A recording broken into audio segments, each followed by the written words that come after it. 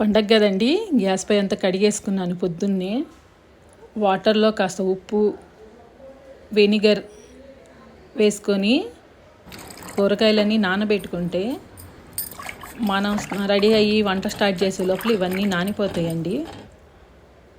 చక్కగా ఏమైనా పెస్టిసైడ్స్ ఉంటే పోతాయి. చుక్కకూర నానబెట్టాను. గుత్తొంకాయ కూర వండుదామని వంకాయలు, ముక్కల పులుసులు, బెండకాయలు, టమాటాలు, చిలకడ దుంప, మామిడికాయ పులిహోర చేద్దామని మామిడికాయలు నానబెట్టాను నీళ్ళల్లో.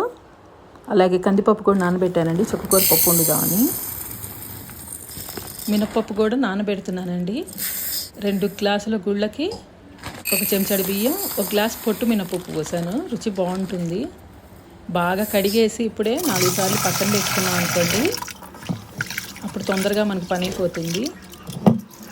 ఫైనల్గా స్ట్రాంగ్గా ఒక మంచి ఫిల్టర్ కాఫీ తాగేసి ఒక 10 నిమిషాలు కూర్చొని పని మొదలెడదాం.